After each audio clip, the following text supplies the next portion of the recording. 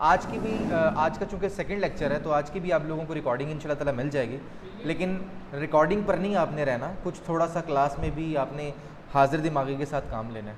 हम लोग जो कोर्स पढ़ रहे हैं उसका नाम है जनाब RHCS से, जैसा कि आप सब लोग जानते हैं।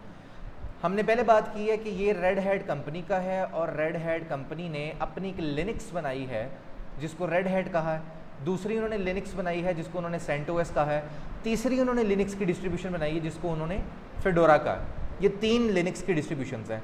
हम किसको पढ़ेंगे? ये दोनों मैंने आपको लास्ट लेक्चर के अंदर बताया था, दोनों एक दूसरे की डिटो कॉपी हैं।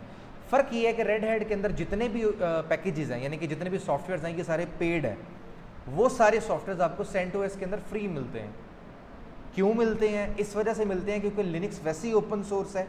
और वो पेड क्यों है? वो पेड इसलिए है कि वो पेड होने के साथ साथ आपको उसकी सपोर्ट भी मिलती है कि अगर आपको कहीं पर कोई प्रॉब्लम आए तो red hat every time available है 24/7। आपको कभी भी कोई इशू आता है आप उनको ईमेल करें, वो फ़ौरन उनका जो रिप्रेजेंटेटिव है वो आपके साथ कनेक्ट होकर आपका इशू रिजॉल्व करेगा। लेकिन सेंटोस के अंदर ये फैसिलिटी आपको नहीं मिलेगी यकीनन। और मैंने आपको लास्ट टाइम बताया था कि रेड हैट जो लिनक्स है या लिनक्स की जितनी भी डिस्ट्रीब्यूशन है बेसिकली ये सर्वर एंड की है, ये क्लाइंट एंड नहीं है। अब सर्वर एंड पे क्या क्या चीज़ हो सकती है? आप सब लोग लिनक्स के लिए आए हैं, आप लोगों को पता होगा। मैं वैसे ही नॉर्मल से एग्जांपल देता हूँ।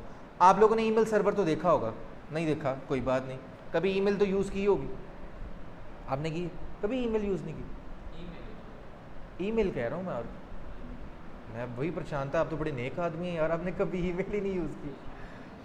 ईमेल आपने कभी यूज़ की होगी, उस ईमेल के अंदर आप किसी बंदे का एड्रेस डालते हैं और उसको सेंड के बटन पे क्लिक कर देते हैं और ईमेल उसको पहुंच जाती है। कैसे पहुंची है?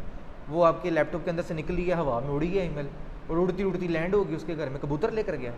ऐसा नहीं हुआ, बल्कि क्या हुआ, उस ईमेल एड्रेस जिसको आप एड्रेस कर रहे हैं उसके बैकग्राउंड के अंदर कोई ना कोई उसका ईमेल सर्वर का भी एड्रेस होता है। वो उसका सर्वर कहीं ना कहीं पड़ा होगा, आपकी मेल उस सर्वर में जाती है, वो सर्वर खुद ही आइडेंटिफाई करता है कि जिस क्लाइंट को आप भेजना चाह रहे हैं वो कहाँ पर है, वो फिर उसको वहाँ पर राउट करवा देता है। तो ये ईमेल की राउटिंग हो रही है। तो ईमेल का सर्वर किस पर होता है? ईमेल का सर्वर लिनक्स पे होता है, लिनक्स बेस्ड होता है। बिल्कुल ऐसे ही आपका कोई शेयरिंग सर्वर भी होगा जिसके अंदर आपके पास डिफरेंट टाइप का डेटा पड़ा होगा, वो शेयरिंग सर्वर भी आपका लिनक्स बेस्ड होता है। एक वेब GUI बेस्ड भी होता है जिसको FTP बोलते हैं। तो बहुत सारे सर्वर्स हैं जो कि कंपनी के अंदर लगे होते हैं। तमाम के तमाम कंपनी के अंदर कंप्यूटर्स उस सर्वर के साथ अटैच होते हैं। उस सर्वर के अंदर सर्विसेज देने के लिए कोई ना कोई ऑपरेटिंग सिस्टम तो चाहिए, वो ऑपरेटिंग सिस्टम लिनक्स का होगा। ये आपका नॉर्मल क्लाइंट एंड का ऑपरेटिंग सिस्टम नहीं होगा। आपको समझ आई? पक्की बात।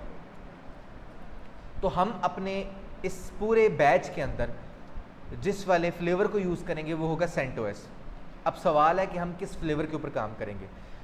रेड हैट ने जो अपना जब निकाला था सबसे पहले, अच्छा बेसिकली इसको कहा जाता है RHEL, red hat enterprise Linux. RHEL जब इंट्रोड्यूस हुआ था तो सबसे पहले RHEL 1 आया था, इसका वर्जन। जैसे आपके पास विंडोज 7 आई, उसके पहले विस्टा थी, फिर XP आई, फिर उसके बाद 7 के बाद 8 आई, 8.1 आई, 10 और अब 11 आ गई। तो बिल्कुल ऐसे इसमें भी वर्जन्स हैं। तो सबसे पहले आया था आपके पास वर्जन 1, 2 से 4 तक। ये सारे के सारे दुनिया से ऑब्सोल्यूट हो चुके हैं, कहीं दुनिया में नज़र ही नहीं आ सकते आप। हाँ, जो नज़र आ सकते हैं आपको वो ये हैं RHEL 5, 6, 7 एंड 8। हम जिस वर्जन को पढ़ेंगे हम पढ़ेंगे 7 को, हम 6 नहीं पढ़ेंगे, 5 नहीं पढ़ेंगे, 8 नहीं पढ़ेंगे। उसकी वजह क्या है? वजह उसकी ये है कि जब तक 6 था रेड हैट का, मैंने यहाँ पर लाइन लगा दी है, रेड हैट ने अपने वर्जन 6 तक तमाम जितने भी प्रीवियस ऑपरेटिंग सिस्टम्स हैं वो सबको सेम ही रखा। बिल्कुल वैसे जैसे मैंने कल एग्जांपल दी थी, अगर विंडो XP के अंदर कोई डाटा कॉपी करते हैं आप Ctrl+C से, तो आज विंडो 10 में भी Ctrl+C से ही कॉपी होता है और Ctrl+V से पेस्ट ही होता है, उसकी कमांडें नहीं बदली। यानी कि स्ट्रक्चर सबका सेम रहा है, बस कुछ टूल्स का इजाफा कर दिया। लेकिन रेड हैट 6 तक सब कुछ सेम था और रेड हैट 7 पर आकर उन्होंने सारी कमांडें चेंज कर दी हैं। लेकिन रेड हैट 7 वो वाहिद जगह है जहां पर आपको 6 की चंद एक कमांडें मिल जाती हैं, लेकिन रेड हैट 8 जो है, 8 के अंदर आपको वो कमांडें नहीं मिलती। तो चूंकि आप लोग मार्केट में जाएंगे तो कहीं पर आपको 5 मिलेगी, कहीं पर आपको 6 मिलेगी, कहीं आपको 7 मिलेगी और कहीं पर आपको 8 मिलेगी। तो अगर हम दरमियानी चीज़ को पढ़ लेना तो हमें 6 भी समझ आ जाएगी जो कि पुराने वाले वर्जन्स हैं, और 7 जो कि बिल्कुल लेटेस्ट है और उसका स्ट्रक्चर ही चेंज हो चुका है वो भी समझ आ जाएगी, और उसके साथ 8 भी समझ आ जाएगी। मेरी बात समझ आएगी सब लोगों को? ऑनलाइन में किसी को कोई क्वेश्चन है तो पूछ लें, फिर आगे चलते हैं।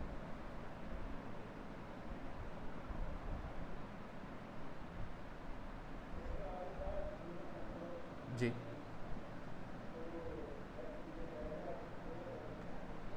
रेड हैट के फ्लेवर क्या?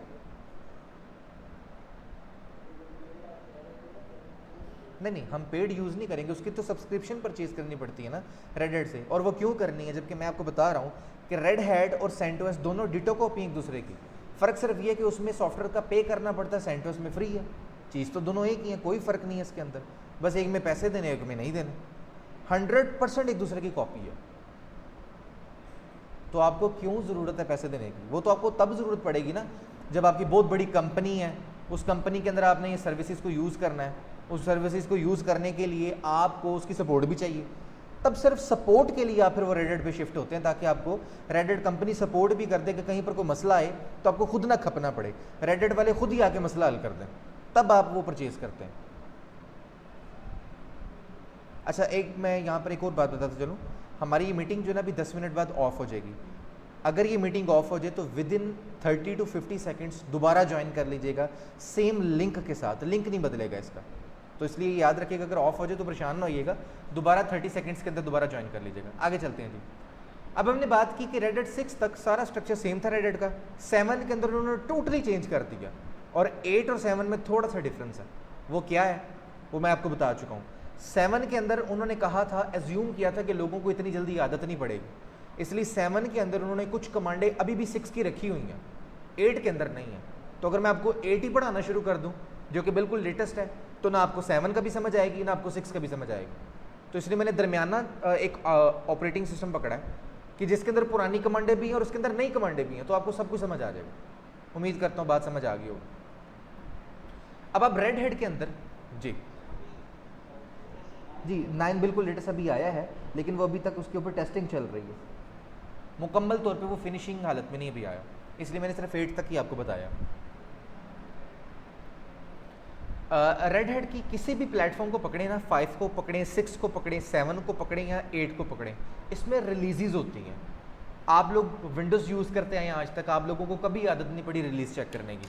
अगर आप लोग यहाँ पर कमांड में जाके विनवर लिखे ना, कमांड रन के अंदर जाके, तो ये आपको आपका वर्जन बताएगा। और ये देखें, इसमें ओएस की इसने बिल्ड बताया हुआ है, ये दूसरी लाइन के अंदर देखें वर्जन उसने बताया 21H1, और आगे ब्रैकेट में देखिए उसने कहा है कि OS बिल्ड 19043, और आगे इसने कोड दिया हुआ है 1586। ये बेसिकली बिल्ड होती है। आप कोई भी ऑपरेटिंग सिस्टम लेते हैं ना, तो ऑपरेटिंग सिस्टम के अंदर चेंजिंग आती रहती है, वो जो चेंजिंग आती है ना नई वाली, उसको वो अपडेट कर देते हैं, तो आपकी बिल्ड चेंज हो जाती है। इसी वजह से आपके पास विंडोज़ में अपडेट्स आती रहती हैं, लिनक्स में भी ऐसी अपडेट आती हैं, इसमें भी बिल्ड्स आती हैं, लेकिन इसमें बिल्ड ऐसे नहीं आती, इसमें कहा जाता है रिलीज़ इसमें होती हैं। और वो कैसे होती हैं, जब आप अगर 5 को पकड़ें, 6 को पकड़ें, 7 को पकड़ें या 8 को पकड़ें, तो आपको मिलेगी 5.1, 5.2, 5.3 और ऑनवर्ड टू 5.10, 11 भी किसी में आया। तो ये बेसिकली वर्जन्स के आगे उसकी रिलीजेज हैं। समझ आ गई बात की? ऐसे 6 के अंदर अगर आप जाएंगे तो आपसे कोई पूछेगा ना कि आप कौन सा वर्जन यूज़ कर रहे हैं, तो आप खाली रेडिट 6 नहीं कहेंगे, बल्कि कहेंगे मैं रेडिट 6.4, 6.5, 6.7 यूज़ कर रहा हूँ। उससे उस बंदे को अंदाज़ा हो जाएगा कि आप 6 तो यूज़ कर ही रहे हैं, लेकिन उसके साथ रिलीज़ कौन सी यूज़ कर रहे हैं वो भी उसको अंदाज़ा हो जाएगा। तो आज हम अपने क्लास के अंदर जो रेडिट को यूज़ करेंगे 7.4 यूज़ करेंगे। इसको यूज़ करने का मकसद सिर्फ और सिर्फ ये है कि ये इंतहाई स्टेबल वर्जन है। इससे पहली वाली जो रिलीजेज हैं उनके अंदर कुछ पैकेजेस के अंदर प्रॉब्लम है, जो कि आगे जाके मैं आपको अगर इंस्टॉल कराने लगूंगा तो आप लोग थक जाएंगे और आप कहेंगे पता नहीं क्या हो गया हमारे साथ, कहाँ फंस गए। लेकिन अगर आप इसको यूज़ करेंगे 7.4 को, तो ये बिल्कुल स्टेबल वर्जन है, इसके अंदर किसी किस्म का कोई प्रॉब्लम नहीं। अभी इसका लिंक कहाँ से मिलेगा आपको? आपको जो मैं शेयर करूँगा ना इस वीडियो का लिंक, वो बेसिकली हमारी यूट्यूब की वीडियो का लिंक होगा। हमारा यूट्यूब का चैनल है OSCBT के नाम से, आप लोग सब लोग उसको सब्सक्राइब भी कीजिएगा। और उसके साथ इस चैनल पर जाके देखिएगा, आपको आपकी फील्ड से रेलिवेंट कितनी ज़्यादा इन्फॉर्मेशन मिलेगी। वो काफ़ी सारी उन टॉपिक्स के ऊपर वीडियोस मौजूद हैं जो कि मार्केट के अंदर आपके पास इम्प्लीमेंटेड है, लेकिन अनफॉर्चुनेटली आपके कोर्स का पार्ट नहीं है। तो कोर्स का पार्ट ना होने की वजह से कोर्स में डिस्कस भी नहीं किया जा सकता हर चीज़ को। तो इस वजह से उन तमाम टॉपिक्स के ऊपर वीडियोस बना के इस चैनल पर पहले से अपलोडेड है। आप अगर इसकी प्लेलिस्ट में जाएंगे तो सेग्रीगेटेड है, लिनक्स की अलग है, विंडोज़ की अलग है और सिस्को की अलग है। तो आप जिस टेक्नोलॉजी को यूज़ करना चाहते हैं या पढ़ना चाहते हैं, लर्न करना चाहते हैं, तो उस टेक्नोलॉजी की प्लेलिस्ट में जाके उसकी वीडियोस को वॉच कर सकते हैं। तो मैं जो आप लोगों को शेयर करूँगा लिंक इस वीडियो का, यूट्यूब की डिस्क्रिप्शन होती है ना नीचे, आप लोगों ने सबने देखा होगा, डिस्क्रिप्शन के अंदर आपको लिंक मिल जाएगा जहाँ से आप इसका ISO डाउनलोड कर सकते हैं। मेरे पास डाउनलोडेड है अभी, मैं इसको अपलोड कर चुका हूँ, आप लोगों को लिंक मिल जाएगा। पहली बात तो हम लोगों ने ये की है। अब आज स्टार्ट करते हैं इसकी इंस्टॉलेशन। इसकी इंस्टॉलेशन एक साइड पर स्टार्ट करेंगे और जितनी देर में वो इंस्टॉल होता रहेगा उतनी देर में हम थोड़ी सी टेक्निकल बातें भी कर लेंगे। अच्छा, इंस्टॉलेशन कैसे करेंगे, पहले तो इसकी भी बात कर लेते हैं ना, आप लोगों को खुद भी आइडिया होना चाहिए वर्चुअलाइजेशन का। दो तरीके हैं जी इंस्टॉल करने के, एक तो आपके पास है हार्डवेयर और दूसरी दुनिया के अंदर एक सॉफ्टवेयर आया है वर्चुअलाइजेशन के नाम से।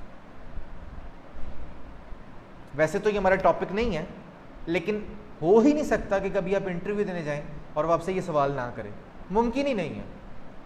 इसलिए मैं आप लोगों को ये बात बता रहा हूँ, हार्डवेयर और वर्चुअलाइजेशन ये दो अलग अलग चीज़ें हैं। एक तरीका ये है जिस तरह हम अपने लैपटॉप के अंदर विंडो इंस्टॉल करते हैं, वैसे ही आप अपनी विंडो उड़ा दें और लिनक्स को इंस्टॉल कर लें और उसके ऊपर प्रैक्टिस करना शुरू कर दें। ये तो एक बेहतर तरीका तो नहीं है। आप लोग डेली रूटीन पे काम करते हैं, टास्क परफॉर्म करते हैं, तो विंडो तो नहीं उड़ा सकते। अब क्या करेंगे, इसका मतलब है ये वाला तो खाता ही ख़त्म हो गया ना, हार्डवेयर वाला। हो सकता है ना, लेकिन हम नहीं ऐसा करेंगे, हमें तो प्रैक्टिस करनी है।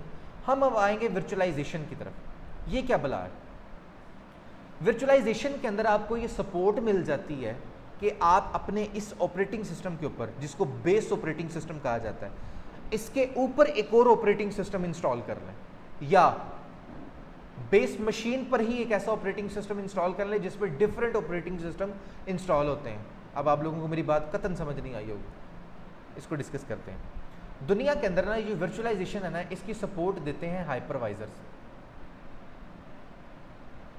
इसको हाइपरवाइजर कहा जाता है, एक ऐसे टूल को, ऐसे सॉफ्टवेयर को जो कि वर्चुअलाइजेशन की सपोर्ट देता है आपको।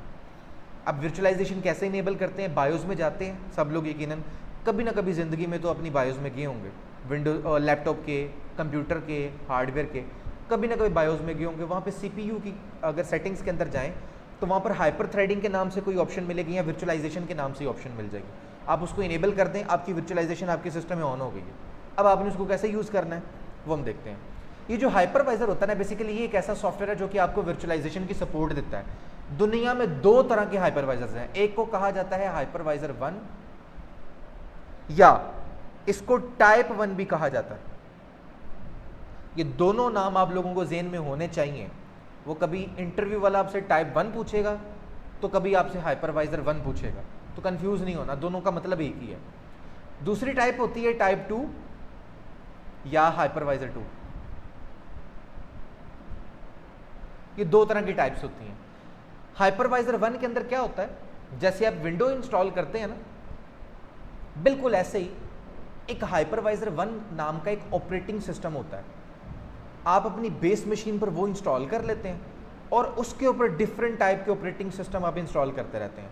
यानी कि आपका हार्डवेयर एक है, उस पर आपने एक वर्चुअल मशीन बनाते हैं। मशीन जिस तरह हमारी एक मशीन है ना, उसको हम रैम देते हैं, हार्ड देते हैं, प्रोसेसर देते हैं, बिल्कुल ऐसे ही उस सॉफ्टवेयर के अंदर जाके आप बताते हैं कि एक मशीन बनाते हैं, एक सेटिंग्स क्रिएट करते हैं जिसके अंदर आप मशीन बनाते हैं और उसको आप बताते हैं कि इसको कितनी रैम देनी है, इसको कितनी हार्ड देनी है और इसको कितने प्रोसेसर देने हैं, इसको CD रोम देना है कि नहीं देना। एक्चुअल में आप अपनी हार्डवेयर की ही स्पेक्स उसके साथ शेयर कर रहे हैं इंटरनल के साथ, लेकिन अब देखें आपके पास डिवाइड करने की ऑप्शन आ गई है। वरना तो अभी आपने लैपटॉप के अंदर विंडो इंस्टॉल की है, आपको समझ आ रही है, आपने अपने लैपटॉप में विंडो इंस्टॉल की है। विंडो में अगर आपके लैपटॉप के अंदर अगर 10 GB रैम है तो विंडो ने 10 GB यूटिलाइज कर ली है। आप ऐसा नहीं कर सकते कि लैपटॉप के अंदर एक और विंडो इंस्टॉल कर लें और 4 GB उसको दे दें, 6 GB इसको दे दें, ऐसा तो कर ही नहीं सकते आप। लेकिन हाइपरवाइजर की मदद से आप ये कर सकते हैं। हाइपरवाइजर क्या करता है, आपके हार्डवेयर को आपके हाथ में पकड़ा देता है और आपको कहता है कि जो दिल चाहता है जिसको जितना देना दे दो। अब हम अपनी मर्जी से देते हैं। हम हाइपरवाइज़र को इंस्टॉल करते हैं अपने इस मशीन के अंदर, हार्डवेयर के अंदर। टाइप 1 हाइपरवाइज़र एक ऑपरेटिंग सिस्टम ही होता है। क्या क्या हो सकता है, मैं उसी की बताने लगा। दुनिया में काफ़ी सारी कंपनीज हैं जो कि हाइपरवाइज़र बनाती हैं। जैसे कि आपके पास एक VMware के नाम से एक हाइपरवाइज़र है।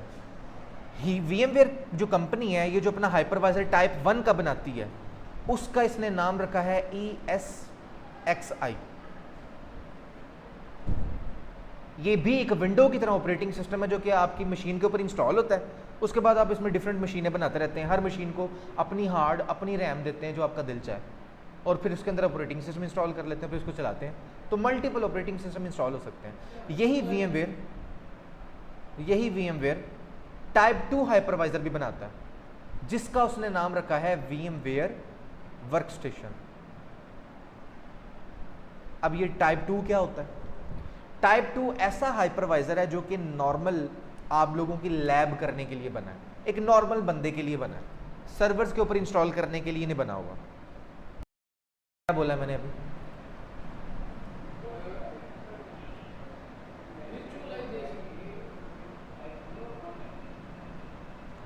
Hyper-V मैनेजर विंडोज का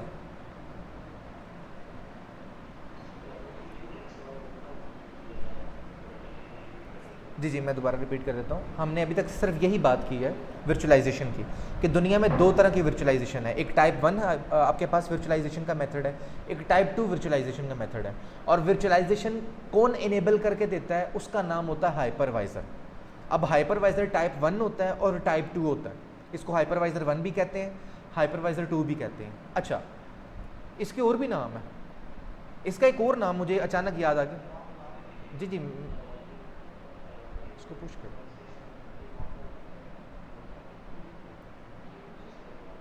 जी, मैं वही बताने लगा हूँ, पहले मैं बात मुकम्मल कर दूँ। हाइपरवाइज़र जो है टाइप 1, इसका एक और नाम है, और इसका जो हाइपरवाइज़र 2 है, इसको होस्टेड कहते हैं, इसको होस्टेड हाइपरवाइज़र भी कहते हैं, और इसको बेयर मेटल हाइपरवाइज़र भी कहते हैं। ये इसके नाम है। अब दोबारा से मैं रिकॉल कर रहा हूँ, सारी बात को दोबारा से स्टार्ट कर रहा हूँ, ताकि आप लोगों के दरम्यान में जहन में कोई कन्फ्यूजन ना रहे। दुनिया में जो टेक्नोलॉजी है वर्चुअलाइजेशन की, उसका नाम है हाइपरवाइज़र, जो कि आपको ये इनेबल करके देता है। अब हाइपरवाइज़र टेक्नोलॉजी का नाम है, इटसेल्फ खुद कुछ चीज़ नहीं है। आप लोगों ने सिस्को पढ़ा है, उसमें हमने प्रोटोकॉल्स पढ़े हैं, TCP और UDP पढ़ा है। अब आप लोगों से मैं पूछूं, बताओ TCP कहाँ चल रहा है, तो TCP खुद प्रोटोकॉल नहीं है, वो प्रोटोकॉल की टाइप है, उसके अंडर कुछ प्रोटोकॉल्स हैं। बस TCP के अंदर कुछ प्रॉपर्टीज़ हैं, उसके अंडर जो प्रोटोकॉल्स होंगे, हर प्रोटोकॉल में TCP की प्रॉपर्टी होगी। ऐसे ही है ना। अब अगर मैं आपसे पूछूं कि पाकिस्तान कहाँ पे है, तो पाकिस्तान खुद एक चीज़ नहीं है, बल्कि एक जोग्राफिकल एरिया का नाम है। बिल्कुल ऐसा ही टेक्नोलॉजी का नाम है हाइपरवाइज़र। अब दुनिया के बड़े बड़े वेंडर्स ने मिलकर हाइपरवाइज़र्स की टेक्नोलॉजी को यूज़ करके अपने नाम से बनाया। अब ये कहाँ कहाँ यूज़ होते हैं? दो तरह के हाइपरवाइज़र्स हैं, टाइप 1 और टाइप 2। टाइप 1 हाइपरवाइज़र वो होता है जो कि आप ऑपरेटिंग सिस्टम जैसे इंस्टॉल करते हैं ना विंडो, बिल्कुल वैसे ही इसको इंस्टॉल करते हैं। इसकी भी USB बूटेबल बनाते हैं, या इसकी DVD लेते हैं, इसको CD रूम में लगा के, या USB अगर है तो USB वाली पोर्ट में लगा के इंस्टॉल करते हैं, जैसे आप विंडो इंस्टॉल करते हैं। तो ये भी आपकी विंडो ही है, लेकिन इसको विंडो कहते नहीं है, इसको ऑपरेटिंग सिस्टम कहते हैं। ये ऑपरेटिंग सिस्टम है, और काम ये कैसे करता है, जैसे आपकी विंडो ऑपरेटिंग सिस्टम काम करता है। विंडो आपको आपके मुताबिक सोल्यूशन दे रही है। आपने क्या क्या करना है, माइक्रोसॉफ्ट चलाना है, वर्ड, एक्सेल, पावर पॉइंट और बहुत सारी चीज़ें हैं, वो आप लोग यूज़ करते हैं डेली रूटीन पे। बोर तो नहीं हो रही? पक्की बात है। ये हाथ नीचे कर लेंगे तो आपको नींद आनी शुरू हो जाएगी। अच्छा जी, तो विंडो ऑपरेटिंग सिस्टम आपकी सहूलियत के मुताबिक, आपकी ज़रूरत के मुताबिक उसमें टूल्स मौजूद हैं। अब हाइपरवाइज़र की सहूलत क्या है और हाइपरवाइज़र का काम क्या है? आपको वर्चुअलाइजेशन देना। वो क्या है? आपका एक मदरबोर्ड है जिसके ऊपर डिफरेंट टाइप का हार्डवेयर लगा हुआ है, रैम, हार्ड और प्रोसेसर। आप उसको डिवाइड नहीं कर सकते, बजाय इसके, सिवाय इसके आप उसको डिवाइड नहीं कर सकते। हाइपरवाइज़र एक ऐसी बला का नाम है जो कि आप जब इंस्टॉल कर लेते हैं ना, तो ये आपको ऑप्शन प्रोवाइड करता है कि आप इसके ऊपर एक लैपटॉप बना लें, यानी कि इसके ऊपर एक मशीन बना लें। उस मशीन को अपनी मर्जी की रैम दें, अपनी मर्जी की हार्ड दें और अपनी मर्जी का प्रोसेसर दें। वो लेगा कहाँ से? एक्चुअल हार्डवेयर से, लेकिन उसको डिवाइड कर देगा। फिर आप एक और मशीन बनाते हैं, हमने एग्जांपल ली थी अभी 10 GB हमारे पास रैम है। आप पहली मशीन बनाते हैं, उसको कहते हैं कि 5 GB तुम्हें रैम दी, दूसरी मशीन बनाते हैं, उसको कहते हैं 5 GB मैंने तुम्हें दी। तो डिवाइड कर दिया आपने, ये आपने तो नहीं की, ये किसने की है? ये हाइपरवाइजर ने की है। तो हाइपरवाइजर खुद तो कोई चीज़ नहीं है, कोई कंपनी ही बनाएगी। तो VMware one of the famous company है दुनिया के अंदर जो कि हाइपरवाइजर बना रही है, और इसने दोनों बनाए हैं, टाइप 1 और टाइप 2 दोनों बनाए हैं। अब टाइप 2 क्या होता है? टाइप 1 के बारे में तो पता लग गया ना, एक ऑपरेटिंग सिस्टम है। टाइप 2 एक ऐसी चीज़ है, जैसे आप लोग अपनी विंडो इंस्टॉल कर चुके हैं अभी, तो विंडो के अंदर आप डिफरेंट टाइप के टूल्स इंस्टॉल करते हैं। तो इन्होंने एक सॉफ्टवेयर बना दिया है VMware वर्कस्टेशन नाम का। इन्होंने कहा है कि आप उसको इंस्टॉल करें अपनी मशीन के ऊपर, अपनी इस बेस मशीन पे, अपनी विंडो के ऊपर इंस्टॉल करें, और वही सेम काम परफॉर्म करें जो आप टाइप 1 के अंदर कर रहे थे। फ़र्क क्या है? वो डायरेक्ट इंस्टॉल होता है, उससे पहले कोई चीज़ इंस्टॉल नहीं होती, वो खुद एक ऑपरेटिंग सिस्टम होता है। ये क्या है? टाइप 2, इससे पहले विंडो इंस्टॉल हुई है, उसके अंदर आपने ये किया, इसलिए इसको होस्टेड भी कहते हैं, यानी कि आपने बेस मशीन के ऊपर होस्ट किया होगा। कुछ समझ आइए बात की? पश्तो तो नहीं बोल रहा मैं, आपको समझ?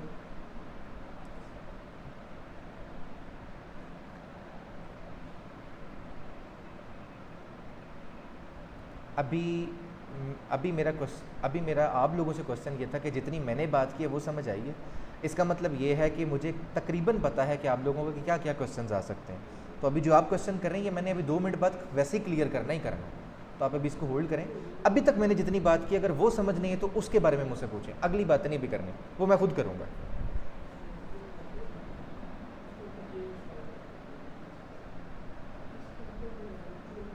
जी,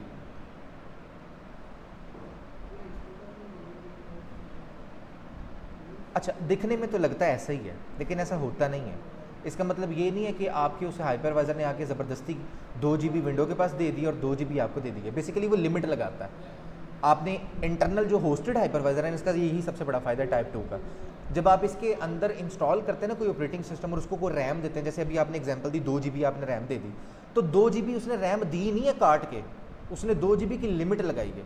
अब अंदर वाला ऑपरेटिंग सिस्टम हो सकता है कि 512 MB यूज़ कर रहा हो सकता है 700 MB कर ले, हो सकता है 800 MB कर ले, तो वो मैक्सिमम कितनी कर सकता है ये उसकी लिमिट लगाई है। लेकिन टाइप 1 हाइपरवाइजर जो है ना वो ऐसे नहीं करता। अगर आपके पास 4 GB रैम है और आपने 2 GB एक मशीन को दे दी है, तो आपके पास अब 2 GB ही रह गई है। वो 2 GB उसी को मिल गई है, आपके पास अब 2 GB रह गई है। इसके अंदर ऐसा नहीं होता। टाइप 2 टाइप 1 के अंदर क्या डिफरेंस है, समझ आ गई? जी जी, वो आप ऑपरेटिंग सिस्टम की बात कर रहे हैं, वो आप वर्चुअलाइजेशन की बात नहीं कर रहे। जब दुनिया नई नई सीखने लगी थी ना इन चीज़ों को, तो तभी एक ऑप्शन आ गई थी ड्यूल बूट की। वो अब दूसरा ऑपरेटिंग सिस्टम इंस्टॉल करने की बात करें, हम तो वर्चुअलाइजेशन की बात कर रहे हैं कि एक ऑपरेटिंग सिस्टम के ऊपर दूसरा ऑपरेटिंग सिस्टम, या एक ऐसा ऑपरेटिंग सिस्टम इंस्टॉल कर लें जो अपने अंदर मल्टीपल ऑपरेटिंग सिस्टम इंस्टॉल करने की इजाज़त दे। तो हम उसके ऊपर इंस्टॉल करने की बात करें, उसके अलावा इंस्टॉल करने की बात नहीं कर रहे। या मैं अगर आपको टेक्निकली नहीं, आपको आसान ज़ुबान में समझाता हूँ। अगर आप ड्यूल बूट की बात करें ना, तो ड्यूल बूट में ये होता है कि एक आप ऑपरेटिंग सिस्टम इंस्टॉल करते हैं, उसके अलावा एक और भी कर लेते हैं, लेकिन एक टाइम पर आप एक ही यूज़ कर सकते हैं, दूसरा नहीं कर सकते। ऐसा ही है ना? जबकि वर्चुअलाइजेशन के अंदर क्या होता है, एक टाइम पर साइमल्टेनियसली आप 2 से 3 भी यूज़ कर सकते हैं। डिपेंड करता है आपके हार्डवेयर पे। अगर आपका हार्डवेयर अच्छा है तो आप 10 भी कर सकते हैं, 1000 भी कर सकते हैं। आपको क्या लगता है कि दुनिया के अंदर ये जो बड़े बड़े सर्वर्स लगे हुए हैं होस्टिंग के, जो आप लोग कभी ना कभी ज़िंदगी में हर बंदे का कभी ना कभी किसी वेबसाइट से वास्ता ज़रूर पड़ा होगा। वेबसाइट इंटरनेट के ऊपर किसी ना किसी सर्वर पर पड़ी होती है, तो वो क्या सर्वर आपको आपकी वेबसाइट के लिए अलग से सर्वर परचेज़ करके लाते हैं? ऐसा तो नहीं होता। उन्होंने अलग अलग स्पेस एलोकेट की होती है कि अगर आप उनके पास होस्टिंग लेने के लिए जाते हैं कि मैंने जी अपनी वेबसाइट बनाई है और मैंने आपके सर्वर पर रखनी है, तो वो अपने फिजिकल सर्वर में से कुछ पोर्शन आपको दे देंगे वर्चुअलाइज्ड करके, आपके पास भी पहुंच गया। एक और बंदा आता है, वो कहता जी मैंने भी लेनी है, तो वो देखते हैं अपने हार्डवेयर में स्पेस है, वो दूसरी स्पेस उसको दे देते हैं। तो असल में हो क्या रहा है, एक टाइम पर मल्टीपल यूजर्स अवेलेबल हैं, मल्टीपल जगहों पर या मल्टीपल टाइम, एक ही टाइम पर मल्टीपल चीज़ें यूज़ हो रही हैं। ये है वर्चुअलाइजेशन। जो पहली वाली आपने बात की थी उसमें एक टाइम पर आप मल्टीपल चीज़ें यूज़ नहीं कर सकते थे। Any question?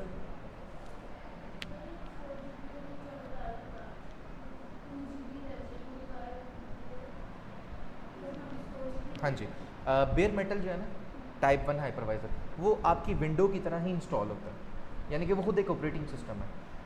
अगर आप उसके अंदर कोई मशीन बनाते हैं ना, वर्चुअल मशीन, उसको कहते हैं कि मेरे पास 4 GB रैम है टोटल, उसमें से 2 GB आपने उसको दे दी, ये ऐसा करेगा कि वाकई 2 GB ही पीछे रह जाएगा। जबकि टाइप 2 के अंदर क्या है, अभी हमारे पास विंडो है ना, हम भी आज आप लोग कैसे लैब कर सकते हैं, मैं आपको ज़रा टाइप 1 तो नहीं करवा सकता, वरना आप लोगों को तो अपनी विंडो तबाह करनी पड़ेगी सब लोगों को। हम क्या करेंगे, इसी विंडो के अंदर एक सॉफ्टवेयर इंस्टॉल करेंगे टाइप 2 वाला, उसके अंदर फिर हम वर्चुअल मशीन बनाएंगे, ऐसे ही होगा ना। अब उसको अगर मेरे पास बेस मशीन के अंदर 4 GB रैम है, तो सोचने में ऐसा आता है कि अगर अंदर वाली मशीन जो मैं नहीं बना रहा हूँ, जिसमें हम लाइनक्स इंस्टॉल करेंगे, अगर उसको मैं 2 GB दे दूँ तो पीछे मेरे पास 2 GB रह जानी चाहिए, यही मतलब बनता है ना। ऐसा नहीं होगा, ऐसा सिर्फ टाइप 1 में होता है, टाइप 2 में ऐसा नहीं होता।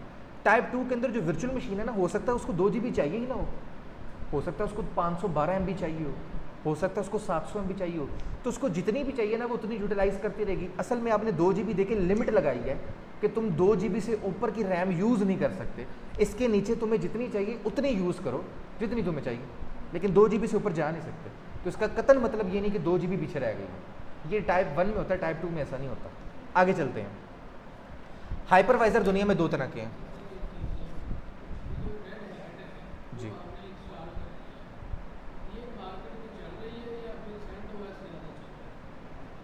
अगर तो आप कंपनीज़ की बात करें ना, तो कंपनी कभी भी सेंटोस यूज़ नहीं करती। अगर कंपनी के आईटी वाले की बात करें तो वो यूज़ करता है। जब लोगों के सर पे पड़ती है ना, तो लोगों ने काम तो करना है कुछ ना कुछ, और मैंने अक्सर जगहों पे देखा है आईटी एडमिनिस्ट्रेटर्स जो होते हैं ना, उन्होंने सेंटोस को ही यूज़ किया है। वो इतने एक्सपर्ट हो चुके होते हैं कि वो खुद ही R&D करके ना बग्स रिमूव कर लेते हैं। रेड हैट की ज़रूरत आपको कब पड़ती है, जब आपने बहुत हैवी सॉफ्टवेयर चलाया। जैसे कि मैं अभी आपको बात करूँ, मैं नाम नहीं ले सकता कंपनी का, हमारे क्लाइंट हैं, वो बहुत बड़ा ग्रुप है पाकिस्तान का। पाकिस्तान की 87% पूरे पाकिस्तान की एक स्पेसिफिक फील्ड में प्रोडक्शन वो कर रहे हैं। अब मैं उनका नाम नहीं ले सकता। फिलहाल उन्होंने अपने पास ERP इंस्टॉल करवाया ओरेकल का। ओरेकल किसकी है, बताया था मैंने लास्ट लेक्चर में, वो रेड हैट की है ना, रेड हैट ने परचेज कर लिया था। अब रेड हैट को IBM ने परचेज कर लिया। फिलहाल हम रेड हैट की ही बात करते हैं। ओरेकल लिनक्स अब रेड हैट के पास चली गई है। ओरेकल के ऊपर ही ओरेकल का ERP इंस्टॉल होता है। अब ये एक इतनी बड़ी चीज़ है, इतना बड़ा सॉफ्टवेयर है कि अगर इसमें कोई पंगा आ गया ना, तो ये IT एडमिनिस्ट्रेटर क्या बहुत बड़ा डेवलपर भी इसको हल नहीं कर सकता, कम से कम 1 दिन से पहले। उसको टाइम चाहिए अच्छा खासा। तो फिर लोग क्या करेंगे, एक दिन के लिए जब तक ये मसला हल ना हो, बैठे रहें मुँह उठा के, कंपनी बंद कर दें। वो ऐसा नहीं कर सकते, वो तो 1 मिनट का डाउन टाइम बर्दाश्त नहीं कर सकते। तो जब ऐसी सिचुएशन हो, फिर आप रेड हैट के साथ SLA करते हैं कि हम तुम्हें ईयरली पैसे देंगे, हमें जब मसला आएगा तुम फ़ौरन से पहले हमारा मसला रिजॉल्व करोगे, और वो विदिन मिनट्स करते होते हैं। हमने कई दफ़ा करवाया।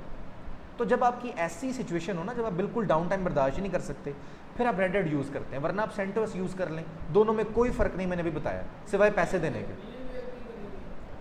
आपकी अपनी चॉइस है, वो जैसे मर्जी कर लें, हार्डवेयर पे कर लें, VMware पे कर लें, जैसे मर्जी कर लें।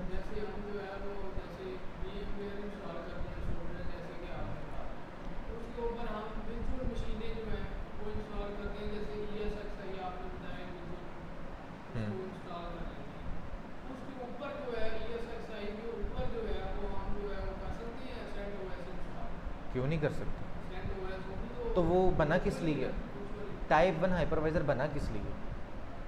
इसीलिए बना ना कि आप उसके ऊपर वर्चुअलाइजेशन करें, उसके ऊपर एक से ज़्यादा ऑपरेटिंग सिस्टम इंस्टॉल करें। ये जो आपके सामने सर्वर पड़ा हुआ है, इसके ऊपर मैंने 10 सर्वर इंस्टॉल किए हुए हैं, 10 मशीनें चल रही हैं इस टाइम इसके ऊपर। VMware मैंने किया हुआ है, ESXi टाइप 1। जी जी बिल्कुल ठीक। हाँ जी, आपको रिकॉर्डिंग मिल जाएगी। हम सिस्टम से एक्सेस करते हैं ना, अभी तो फिलहाल हम वो नहीं पढ़ रहे, वो तो कहानी किसी और तरफ अब आप लेके जा रहे हैं। इसको हम सेपरेट डिस्कस कर लेंगे। फिलहाल तो हम वर्चुअलाइजेशन के कॉन्सेप्ट की बात कर रहे हैं। पहले कॉन्सेप्ट को समझते हैं, फिर हम आगे चलेंगे कि इसका क्या मकसद है। आगे चलते हैं। अब VMware के अंदर ESXi के अंदर हमने बात कर ली कि टाइप 1 जो VMware बना रहा है वो ESXi है, और Oracle भी बना रहा है। Oracle का जो टाइप 1 हाइपरवाइज़र है उसका तो मुझे नाम नहीं पता, मेरे ज़हन से निकल गया है, अभी थोड़ी देर पहले था, आप इसको गूगल कर लीजिएगा। लेकिन जो उसका टाइप 2 है ना, जो कि विंडो के ऊपर इंस्टॉल होता है एक सॉफ्टवेयर की तरह, उसका नाम है वर्चुअल बॉक्स। वो वही तो बता रहा हूँ, वर्चुअल बॉक्स ओरेकल कंपनी का है, ये ओरेकल लिनक्स का नहीं है, ओरेकल कंपनी का है, जिसने टाइप 2 हाइपरवाइज़र भी बनाया और टाइप 1 हाइपरवाइज़र भी बनाया। अब आप जिसमें ज़्यादा फिजिबल है ना, जो आपको ज़्यादा अच्छा लगता है, आप वो इस्तेमाल करें, उसमें कोई रोक टोक नहीं है। हम लिनक्स पढ़ रहे हैं, हमारा एक टूल भी है लिनक्स का हाइपरवाइज़र, टाइप 1 और टाइप 2 दोनों मौजूद हैं। लिनक्स का अपना जाती जिसको KVM बोलते हैं। कहा था मैंने लास्ट लेक्चर में, दुनिया का सबसे लाइट वेट और सबसे बेहतरीन हाइपरवाइज़र जो है वो KVM है, और आपके अमेज़ोन के अंदर, गूगल के अंदर, फेसबुक के अंदर KVM ही चल रहा है। ये जो आप क्लाउड की सर्विसेज लेते हैं ना, क्लाउड के बैकएंड पे क्या होता है, यही होता है जी। अभी ज़हन में नहीं है, इसको देख लीजिए। KVM नाम का ही इनका टाइप 2 भी है। अब आती है माइक्रोसॉफ्ट की बात, जो भी थोड़ी देर पहले हमारे भाई ने सवाल किया था। माइक्रोसॉफ्ट भी कोई बना रहा है टाइप 1 और टाइप 2? बिल्कुल बना रहा है। माइक्रोसॉफ्ट का जो टाइप 1 हाइपरवाइज़र है उसका नाम है हाइपर-V, और टाइप 2 भी यही है, यानी कि ये उन्होंने इस तरह से डिज़ाइन किया है, आप इसको टाइप 1 के तौर पे भी इंस्टॉल कर सकते हैं, टाइप 2 के तौर पे भी इंस्टॉल कर सकते हैं। लेकिन टाइप 1 के तौर पे जो आप इंस्टॉल करेंगे ना, वो ये वाला नहीं होगा जो टाइप 2 वाला होगा। फीचर सारे सेम है, दिखने में सेम है, 100% सेम है, लेकिन वो एक ऑपरेटिंग सिस्टम होगा। अब ये तो सॉफ्टवेयर होते हैं ना टाइप 2, ये ऑपरेटिंग सिस्टम नहीं होते, सॉफ्टवेयर है। टाइप 1 ऑपरेटिंग सिस्टम होता है जिसके अंदर आप डिफरेंट मशीनें इंस्टॉल करते हैं। तो टाइप 1 तो हमारी इस टाइम क्लास के अंदर नहीं पढ़ा जाएगा, और हम आज वर्चुअलाइजेशन नहीं पढ़ रहे, जो मैं आपको ये करके दिखानी शुरू कर दूँ। हमारा जो कंसर्न होगा ना, वो टाइप 2 से होगा, क्योंकि आप लोगों ने लैब भी तो करनी है ना। आप लोगों के पास विंडो इंस्टॉल है, तो मैं आप लोगों को ये तो नहीं कह सकता कि विंडो तबाह कर दें, उसके ऊपर लाइनक्स इंस्टॉल करें ताकि आप लाइनक्स लगें, और आप लोग आपको इशारे से कह रहे हो हेलो लाइनक्स, आप लोगों का नाम ही लोग लाइनक्स डाल दें। तो ऐसा तो नहीं हम चाहते। हम एक सॉफ्टवेयर इंस्टॉल करेंगे हाइपरवाइज़र का, जो कि होगा VMware। सबसे बेहतरीन मेरी नज़र में सॉफ्टवेयर, और सिर्फ मेरी नज़र में नहीं है, पूरी दुनिया में इस टाइम टॉप 1 के ऊपर अगर कोई है तो वो यही है। अब हम इसका सॉफ्टवेयर इंस्टॉल करते हैं। इसके डिफरेंट वर्जन्स हैं, 12.1, 12.2, 15, 16, 14। आपका जो दिल करता है आप वो इंस्टॉल कर लें। अब आप लोग उस सवाल कर रहे होंगे कि सर हमें वो कहाँ से मिलेगा? तो जनाब आपको हर चीज़ ना हमारे चैनल से मिल जाएगी। हमारे चैनल पर आएँ यूट्यूब वाले, इसको कैसे इंस्टॉल करते हैं उसकी भी वीडियो आप लोगों को मिल जाएगी। मैं एक दफ़ा आप लोगों को ओवरव्यू भी दिखा दूँ। जो आपका दिल करता है वो इंस्टॉल कर लें। आप 14 इंस्टॉल करें, उससे नीचे ना आए, वो ना करें, उसमें बग्स हैं। जी जी जी। VMware कंपनी का नाम है बेसिकली, ये उनका नाम ही, कंपनी का नाम VMware है, उन्होंने अपने टूल का नाम भी VMware ही रखा है। अच्छा, अब हमारे चैनल पे आएंगे ना OSCBT के अंदर, तो यहाँ पे आपने प्ले लिस्ट में आना है। प्ले लिस्ट में आने के बाद यहाँ पर आपको देखें हर चीज़ की अलग से प्ले लिस्ट मिल रही है। यहाँ पर आपने विंडोज़ के नाम से एक प्ले लिस्ट होगी, उसको तलाश करना है। जैसे ये देखिए विंडो ट्यूटोरियल, ये सेकंड लास्ट रो के अंदर है, इसको आपने ओपन कर लेना है, और इसके अंदर आपको वीडियो मिलेगी जिसके अंदर मैंने बताया हुआ है कि हाइपरवाइज़र कैसे इंस्टॉल करना है, VMware वाला। थोड़ा सा नीचे आए, ये देखें वर्चुअल बॉक्स कैसे इंस्टॉल करते हैं, वो भी मैंने बताया है इसमें सेकेंड वाली वीडियो में। लेकिन हमें तो VMware ढूंढना है, हम उसको ढूंढते हैं। ये है जी, ये है VMware 12, और ये प्रोफेशनल है। इसकी डिस्क्रिप्शन के अंदर जाके आपको इसका लिंक भी मिल जाएगा, ये लिंक पड़ा होगा, इस पर क्लिक करें और यहाँ से इसको डाउनलोड कर लें। ये इसकी डिस्क्रिप्शन है। कोई यहाँ तक क्वेश्चन है किसी का तो पूछ लें।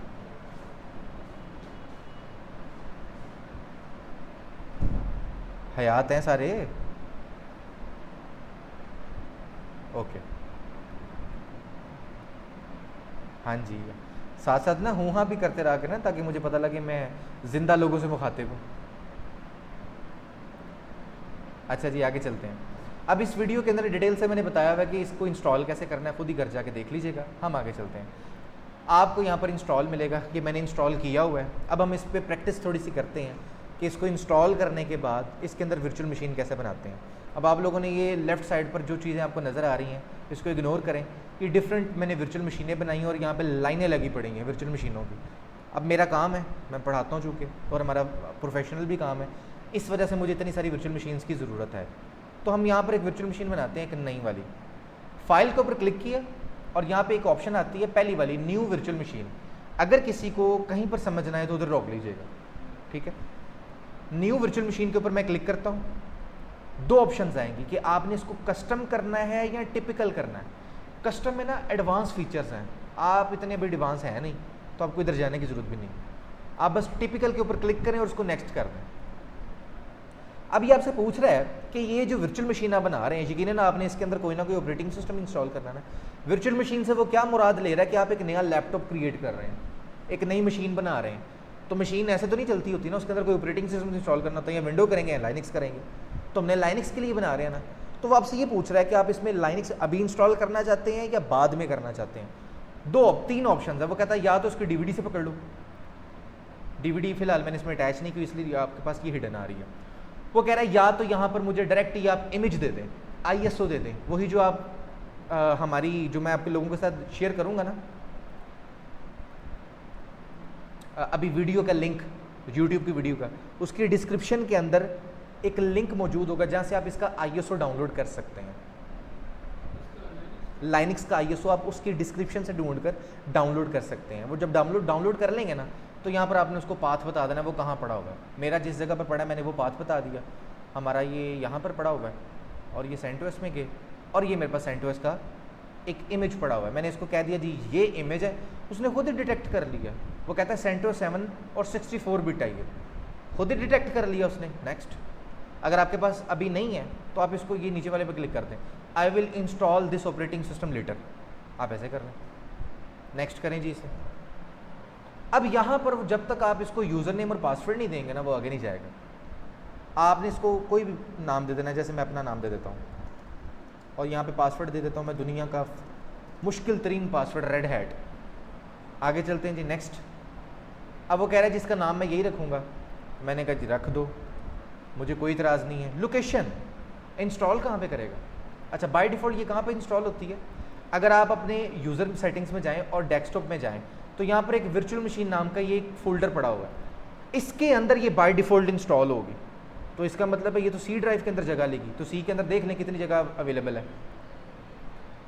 मेरे पास इस टाइम C के अंदर तो 15 GB अवेलेबल है और बाकी और किसी में कुछ नहीं है, तो मैं C के अंदर इंस्टॉल करूँगा। ज़रा इसको डिफ़ॉल्ट लोकेशन में जाने देता हूँ। अगर आपके पास C के अंदर जगह नहीं है तो आप यहाँ पे ब्राउज़ करके जहाँ पर दिल चाहता है वहाँ पे रख लें।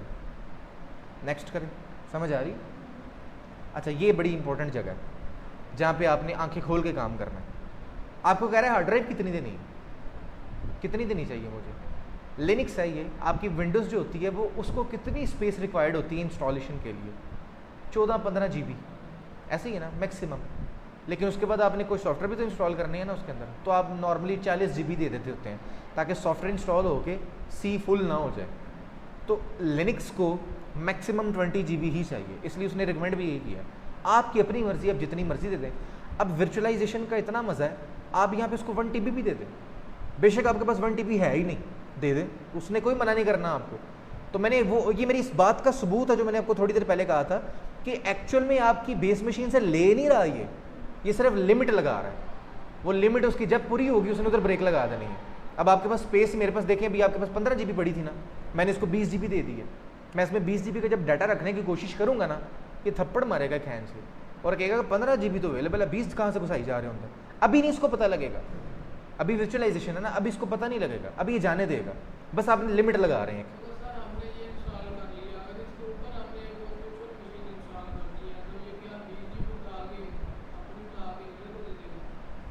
आपने आगे जब इंस्टॉल करने ना तो उसको भी तो कोई आप रैम दे रहे होंगे ना, तो आपकी अपनी मर्जी, जो मर्जी दे दें। वर्चुअल में से देगा, फिजिकल में से नहीं देगा। इसके पास है ही 20 GB, तो अब अगले वाले को आप कितनी देंगे? इसी में से देगा ना, उसके पास खुद को इतनी बात है। मैं आपको कहता हूँ आपके पास 2 रुपये हैं तो आप अगले वाले को 4 दे सकते हैं, क्यों नहीं दे सकते? आपके पास है ही 2, तो उसके पास है ही 20 GB, वो अगले वाले को कैसे 40 दे सकते हैं? मैं यही तो बता रहा हूँ कि इधर आप 1 TB दे दें, वो ले थोड़ी रहा है, वो लिमिट लगा रहा है, सिर्फ ये लिमिट लगा रहा है, दे नहीं रहा उसको। मैंने इसको, अच्छा ये वाला बटन आपने ज़रूर क्लिक करना है, store a virtual disk as a single file. इसका मतलब पता क्या, जब हार्ड ड्राइव क्रिएट होती है ना वर्चुअली, तो वो अपने साथ काफ़ी सारी फाइलें लेकर आती है, क्योंकि 50-60 फाइलें लेकर आएगा और फोल्डर का निस्त मार देगा ये। तो आपने ये सिंगल फाइल पे क्लिक करना है, ये सिर्फ अब एक फाइल बनाएगा, ये 50-60 फाइलें नहीं इसकी बनाएगा। समझ आ गई? तो आपने स्टोर आज सिंगल फाइल पे ज़रूर क्लिक करना है। नेक्स्ट, कहानी ख़त्म। हाँ, अब अगर आपने खुद कुछ चेंज करना है ना, तो आप कस्टमाइज़ पे क्लिक करें। ज़रा 2 मिनट के लिए सोचें, क्या मैंने रैम कहीं पर दी है या इसने मुझसे पूछा? नहीं पूछा ना, तो इसका मतलब है कि वो हमें तो देनी है। तो मैं यहाँ पे कस्टमाइज़ के ऊपर क्लिक करूँगा तो जितनी चीज़ें इसने ऑटो उठाई हैं और जितनी मैंने दी हैं वो सारी यहाँ पे शो हो जाएंगी। नंबर 1 पे देखें, वो कह रहा है मेमोरी कितनी दी है उसने, 1 GB, और रिकमेंड भी इसको बाय डिफ़ॉल्ट 1 GB ही होती है, लेकिन आप इसको कम से कम 4 GB ज़रूर दें। मेरे पास ज़रा काफ़ी ज़्यादा है, इसलिए मैं इसको 16 GB दे देता हूँ, और उम्मीद है किसी को इतराज़ नहीं होगा। मैंने 17 दे दी है जी, आपकी अपनी मर्ज़ी है, जितनी मर्ज़ी दे दें। अब ये 17 GB का मतलब ये नहीं है कि मेरे पास अगर 32 GB रैम लगी हुई है इस लैपटॉप के अंदर तो मेरी 17 माइनस हो गई है, वो इसके पास चली गई है। ऐसा नहीं है, ये टाइप 2 हाइपरवाइज़र है, ये ऐसा नहीं करता, ये सिर्फ लिमिट लगा रहा है। लिमिट का क्या मतलब है कि ये वाली मशीन 17 GB से ज़्यादा रैम यूज़ कर ही नहीं सकती। वो अलग बात है कि नीचे 17 GB भी ना हो, तो नीचे जितनी होगी वो उतनी इसको मिल जाएगी, लेकिन अगर बाकी नीचे है 17 GB तो फिर उससे ज़्यादा ये नहीं यूज़ कर सकेगा। अब आते हैं प्रोसेसर में। प्रोसेसर के अंदर वो देखें, सुने, एक बाय डिफ़ॉल्ट ये मेरे पास ज़्यादा है तो मैं 2 कर देता हूँ, टोटल 4 हो गए। अच्छा, ये वाला बटन आपने ज़रूर क्लिक करना है, वर्चुअलाइज्ड इंटेल VTX, ये लाजमी इस पर क्लिक करना है आपने। क्लिक हो गया, फिर आपने किसी चीज़ को नहीं छेड़ना। एक चीज़ मेक श्योर करनी है कि जो आपका नेटवर्क अडाप्टर है ना, जिसको इंटरनेट मिलना है, ये नेट पर होना चाहिए। ये होस्ट ओनली पे, ब्रिज पे या कस्टम पे नहीं होना चाहिए, ये नेट पर ही होना चाहिए। हो गया, क्लोज, फिनिश। उसकी वजह क्या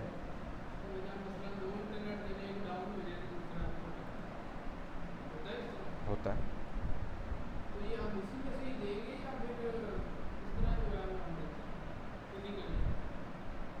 आप इसी में देंगे, जाके इसी में देंगे, बिल्कुल इसमें देंगे। अच्छा जी, ये देखें, ये लिनक्स जैसे मैंने ओके किया उसने ऑटोमेटिकली इसको ऑन कर दिया। अब ये लिनक्स इंस्टॉल होना शुरू हुई है। ये CentOS 7.4 है, यस, ये इंस्टॉल हो रही है। स्टार्ट में कुछ लाइनें लिखी आ रही हैं, इसको इग्नोर करना है, और यहाँ पर एक स्क्रीन आएगी, उसको आपने फॉलो करना है। समझ आ रही?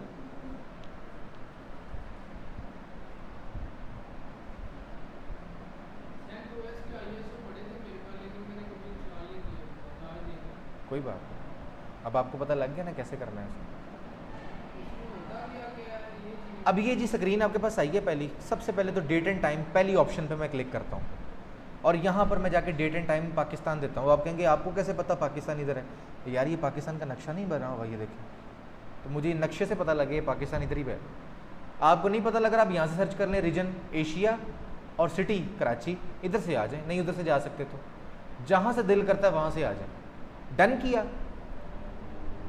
सेट हो गया। अब आपने ये सॉफ्टवेयर सिलेक्शन में आना है, और किसी चीज़ को नहीं छेड़ना। सॉफ्टवेयर सिलेक्शन में आके आप इसको बताते हैं कि आपने इंस्टॉल क्या करना है इसके अंदर। अब ये मैं क्या बात कर रहा हूँ, ऑपरेटिंग सिस्टम इंस्टॉल करने हम आए हैं, तो हमने ऑपरेटिंग सिस्टम इंस्टॉल करना है। तो ये क्या इसमें कुछ और भी होता है? बिल्कुल होता है जी। दुनिया में 2 तरह से लिनक्स इंस्टॉल होती है। पहला तरीका होता है CLI, कमांड लाइन। उस पर काली स्क्रीन होती है, उस पर कोई माउस नहीं होता, सिर्फ कीबोर्ड होता है, कमांडे कमांडे कमांडे बस, और कमांडे, माउस नहीं होता उसमें, यानी कि उसमें ग्राफिक्स नहीं होते। आप लोग चूँकि अभी बिल्कुल स्टार्ट कर रहे हैं चीज़ों को सीखना, इस वजह से आप लोगों के लिए मैं CLI इंस्टॉल नहीं करवाऊंगा, और ना मैं आप लोगों को रिकमेंड करूँगा। आप इसको ग्राफिकल इंस्टॉल करवाएं।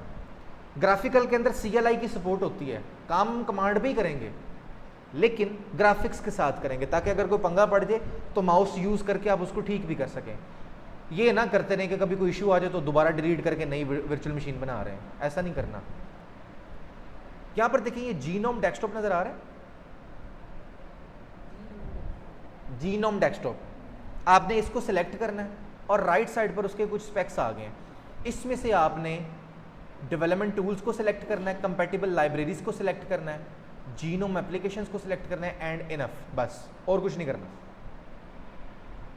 मैंने लेफ्ट साइड से जीनोम डेस्कटॉप सेलेक्ट किया और राइट साइड से सिर्फ 3 चीज़ें सेलेक्ट की और डन कर दिया, कहानी खत्म। अब मैं आता हूँ यहाँ पर नेटवर्क एंड होस्ट में, इसको इंटरनेट कौन देगा? यहाँ से ये ऑफ होता है बाय डिफ़ॉल्ट। चूँकि मैं पहले काफ़ी दफ़ा इंस्टॉल कर चुका हूँ इसलिए इसने खुद ही VMware ने सारी चीज़ें उठा ली हैं, लेकिन आप लोगों के पास ऐसा नहीं होगा, ये ऑफ ही मिलेगा, आपने इसको ऑन करना है। ऑन हो गया, यहाँ पे अभी IP शो हो जाएंगे सारे।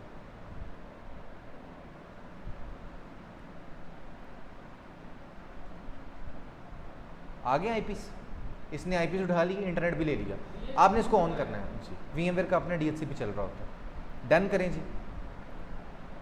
और बस अब आपने कुछ नहीं करना। एक बड़ी इंपॉर्टेंट चीज़ है जो आप लोगों ने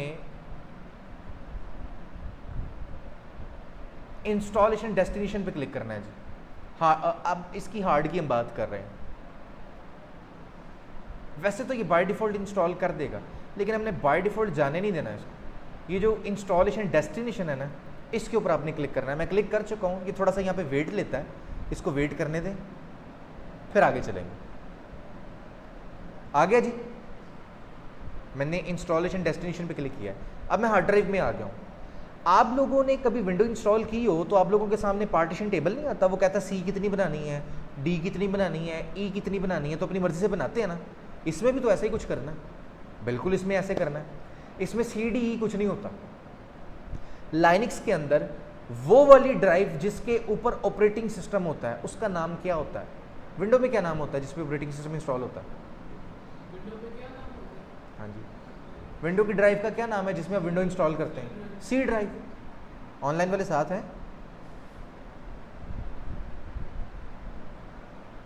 ओके। विंडो के अंदर आप जिस ड्राइव के अंदर विंडोज इंस्टॉल करते हैं उसको C ड्राइव कहा जाता है।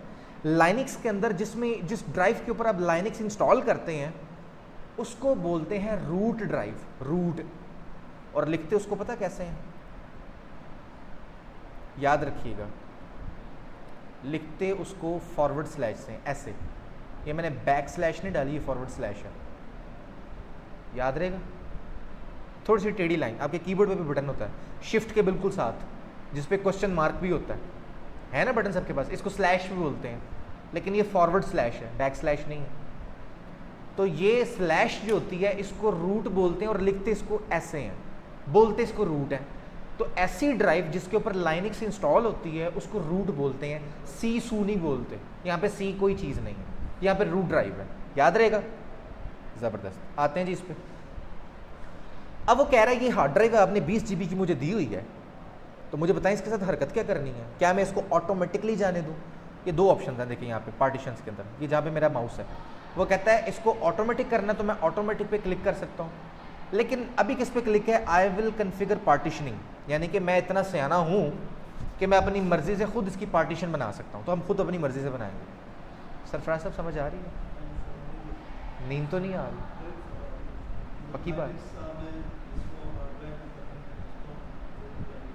मैं बिल्कुल बेसिक बच्चों की तरह समझा रहा हूँ, क्योंकि जिन लोगों को पता है उनके लिए भी और जिनको नहीं पता उनके लिए भी बड़ी चीज़ें इसमें नहीं है। मैं इतना बेसिक इसलिए समझा रहा हूँ कि आप काफ़ी अहबाब हैं, तो कोई मेरे जैसा भी हो सकता है जिसको जल्दी समझ नहीं आती, तो इस वजह से मैं उसको भी साथ कंसिडर करके फिर मैं आसानी से समझा रहा हूँ। तो दूसरों ने फील नहीं करना कि सर तो बिल्कुल ABC पढ़ा रहे हैं। कोई बात नहीं, कभी कभी ABC भी पढ़ लेनी चाहिए, ज़िंदगी में काफ़ी आगे जाएंगे। अच्छा जी, दो ऑप्शन हैं, एक कन्फिगर ऑटोमेटिकली और configure I will configure partitioning, यानी कि मैं खुद कन्फिगर करूँगा। बाय डिफ़ॉल्ट इसी पर क्लिक है, मैं भी इसी पर क्लिक करके इसको डन कर देता हूँ। अब ये थोड़ा सा टाइम लेगा, मैंने डन कर दिया। अब ये आपके सामने हार्ड ड्राइव ओपन कर देगा। पार्टीशन क्या नहीं बनाई? 20 GB अभी तो बनाई नहीं, अभी तो उसको मैंने कहा है कि मैं खुद बनाऊंगा। क्या फरमा रहे हैं?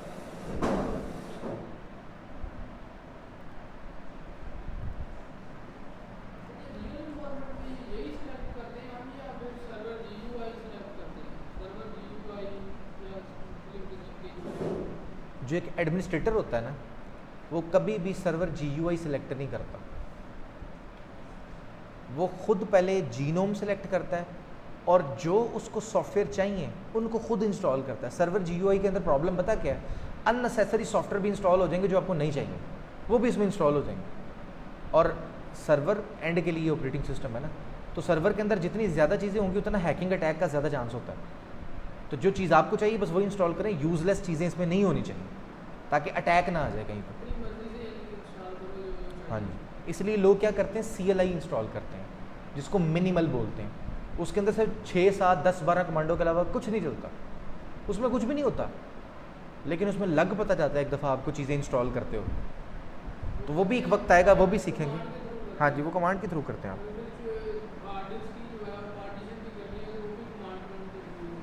हम भी कमांड प्रॉम्प्ट के थ्रू करेंगे, हम यहाँ पे कमांडें सीखने आए हैं। मैं आपको ग्राफिकल कुछ नहीं करवाने वाला, ये मैंने ग्राफिक्स सिर्फ इसलिए इंस्टॉल किए ताकि आप लोगों को थोड़ा सा शशका मिलता रहे। आदत पड़ी है ना मैं विंडो की, काली स्क्रीन देखेंगे तो आप डर जाएंगे, अगले दिन किसी ने भी नहीं आना, आपने कहना लो जी सर तो पता नहीं कौन से या जूझ मजूझ की कौमों के हमें फार्मूले पढ़ा रहे हैं। ऐसा कुछ नहीं है, मैंने इसलिए ग्राफिक्स इंस्टॉल करवाए। ले जनाब, पार्टीशन आ गई। अब ये 3 चीज़ें देखिए उसने बाय डिफ़ॉल्ट खुद उठा ली हैं। ये इसलिए उठाई हैं उसने क्योंकि मैंने पहले से खुद कॉन्फ़िगर की हुई थी कभी ना कभी ज़िंदगी में, तो VMware ने कैशे में से निकाल ली हैं। तो फिलहाल मैं इसको रिमूव करता हूँ आपके सामने। हम इसको खुद से क्रिएट करते हैं। जब आप लोगों के पास आएगा ना ये वाला ऑपरेटिंग सिस्टम, तो आपके सामने ऐसी स्क्रीन आएगी। अब आपको ज़ीरो से स्टार्ट कराता हूँ कि आप कैसे पार्टीशनिंग करते हैं। जैसे आप विंडो इंस्टॉल करते हुए CDE बनाते हैं ना, इसमें कैसे बनाते हैं आज देखते हैं। 3 ऑप्शंस हैं, वो कहता है आपने LVM क्रिएट करना है, आपने BTRFS क्रिएट करना है या स्टैंडर्ड पार्टीशन करनी है। फिलहाल आज हम स्टैंडर्ड ही करेंगे, हम LVM शेल्वियम कुछ नहीं पढ़े, आगे चल के पढ़ेंगे, अभी हमारा वो टॉपिक नहीं है। मैं स्टैंडर्ड पार्टीशन क्रिएट करता हूँ, प्लस के बटन पे क्लिक करता हूँ, वो कहता है मुझे माउंट पॉइंट दो। माउंट पॉइंट उसको कहते हैं जो कि विंडो के अंदर लेबल कहा जाता है। आपकी एक C ड्राइव होती है, उसकी एक स्पेस होती है। मेरे पास C ड्राइव है, उसकी 500 GB स्पेस है और वो फुल होने के करीब है। इसका एक लेटर मिला हुआ है इसके ऊपर जिसको C कहते हैं। बेसिकली ये लेटर है। विंडोज़ के अंदर इसको लेटर बोला जाता है, लाइनक्स के अंदर इसको माउंट पॉइंट बोला जाता है, याद रहेगा। तो विंडो के अंदर जो ड्राइव होती है जिसके अंदर आपकी विंडो इंस्टॉल होती है उसको क्या बोलते हैं, C। लाइनक्स के अंदर जो लाइनक्स इंस्टॉल होगी जिस ड्राइव के अंदर उसको क्या बोलते हैं, उस ड्राइव का नाम क्या, रूट। और लिखते कैसे हैं उसको, स्लैश से। लेकिन जनाब मैंने स्लैश डाल दी, तो वो जैसे मैंने स्लैश डाली वो खुद ही समझ गया ये रूट है। तो हम C बना रहे हैं अभी, आप आसानी के लिए C समझ लें इसको, याद रहेगा। यहाँ तो कोई मसला तो नहीं, ओके। अब मैं आप लोगों को ना स्टैंडर्ड्स बताता हूँ।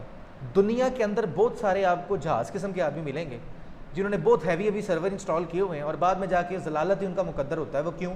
क्योंकि उन्होंने कभी ये नहीं पढ़ा कि स्टैंडर्ड क्या होता है।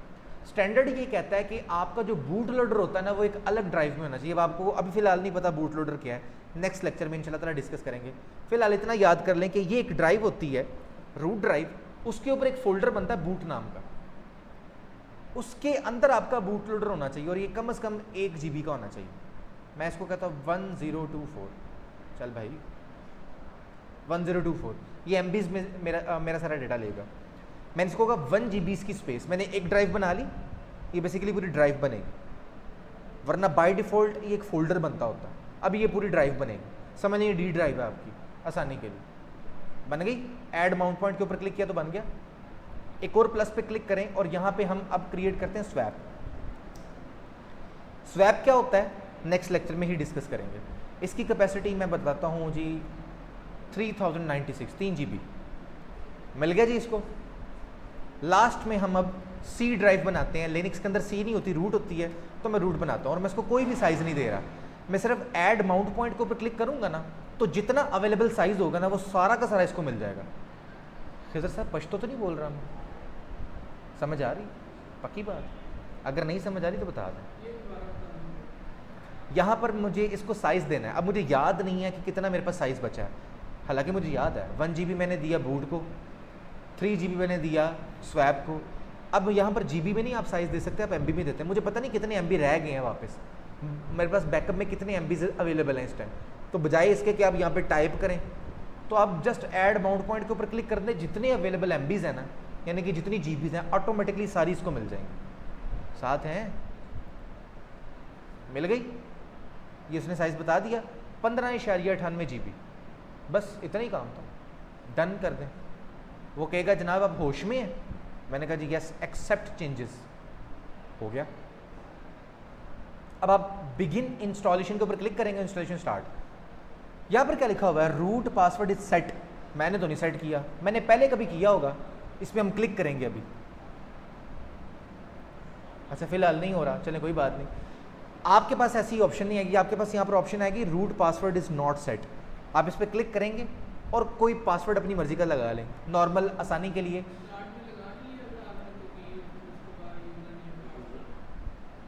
वो मैंने एक नॉर्मल यूज़र बनाया था, ये रूट यूज़र है। अब ये रूट में और नॉर्मल यूज़र में क्या फ़र्क है, ये भी हमने नेक्स्ट लेक्चर में ही पढ़ना है इंशाल्लाह जी।